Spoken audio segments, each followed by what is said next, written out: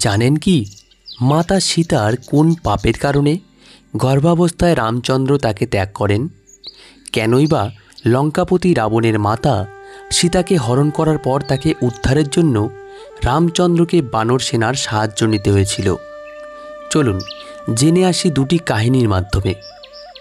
ছোটবেলায় একদিন সীতা যখন নিজের বান্ধবীদের সঙ্গে বাগানে ঘুরছিলেন, তখন তিনি দুটি টিয়া পাখি দেখতে পান। টিয়া পাখি দুটি পরস্পরের সঙ্গে কথা বলছিল। সীতা লুকিয়ে তাদের কথা শুনতে শুরু করেন।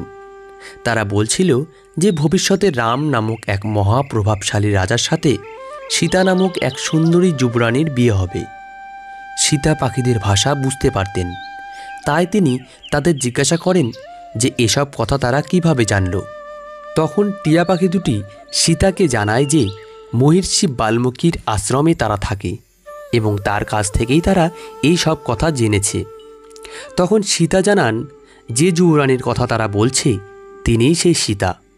এই কথা শুনে টিয়া পাখি দুটি ভয় পেয়ে উড়ে যেতে চায়, কিন্তু সীতা স্পষ্ট জানিয়ে দেন যে তিনি তাদের কাছ থেকে আরও কাহিনী শুনতে চান, তাই তিনি তাদের নিজের সঙ্গেই রাখবেন।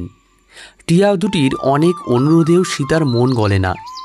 অবশেষে সীতা বলেন যে তিনি শুধু পুরুষ টিয়া পাখিকে যেতে দেবেন, কিন্তু স্ত্রী টিয়া পাখিকে নিজের কাছে রাখবেন।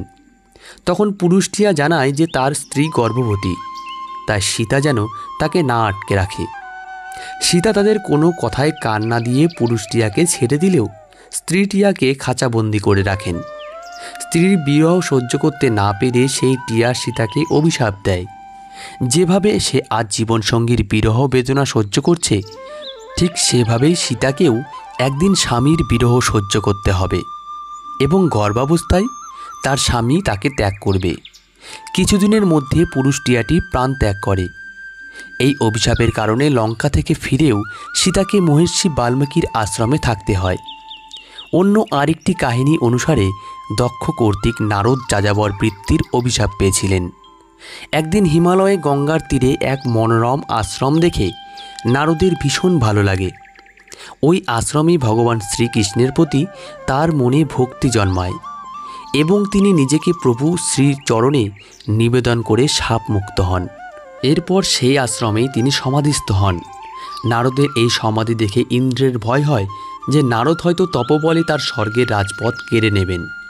ইন্দ্রদেব তখন কামদেবকে দেবর্ষি নারদের সমাধি ভঙ্গ করার আদেশ করলেন। কামদেব মদন তখন সেই আশ্রমে বসন্ত নিয়ে আসলেন। চারিদিকে নানান ফুল ফুটল, কোকিল গান গাইল, মৃদুমন্দ বাতাস বইতে শুরু করল। উর্বশী, রম্ভা প্রমুখ অপ্সরাগণ নৃত্য পরিবেশন করল, কিন্তু তাতেও নারদের সমাধি ভঙ্গ হল না। তখন তারা অভিশাপের ভয়ে দেবর্ষি নারদের কাছে ক্ষমা প্রার্থনা করল। নারদ সকলকে ক্ষমা করে দিলেন। দেবর্ষি নারদের এই ঘটনায় খুব অহংকার হলো।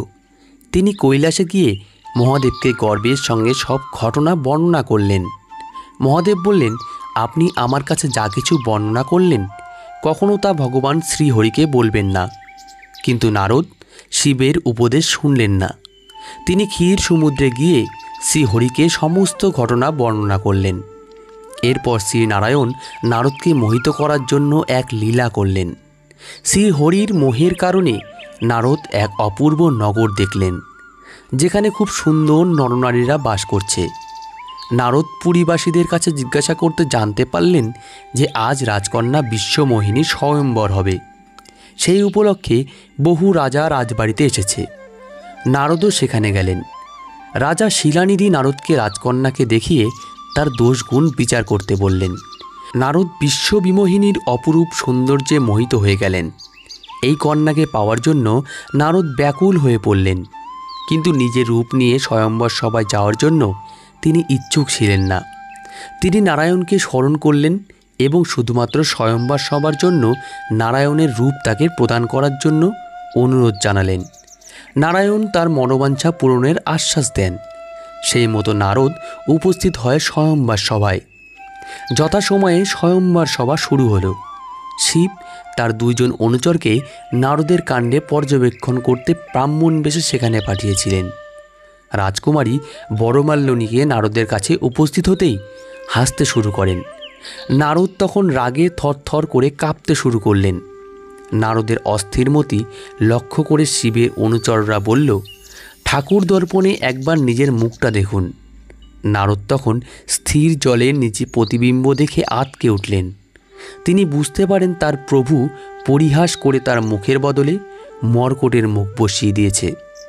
রাগে দুঃখে নারদ নারায়ণকে অভিশাপ দিয়ে বলেন যে তিনি তার স্ত্রীর বিচ্ছেদে ভুগবেন এবং তা থেকে পরিত্রাণের জন্য তাকে বানরের সাহায্য নিতে হবে। ভগবান বিষ্ণু বিনা দ্বিধায় এই অভিশাপ মাথা পেতে নিলেন। ভগবান রাম রূপে বিষ্ণুর অবতারে এই অভিশাপ সত্য হয়ে ওঠে। তো বন্ধুরা, আজকে এই পর্যন্তই। ভিডিওটি কেমন লাগলো অবশ্যই কমেন্ট করে জানাবেন, আর ভালো লাগলে একটি লাইক করে আমাদের পাশে থাকবেন। ধন্যবাদ।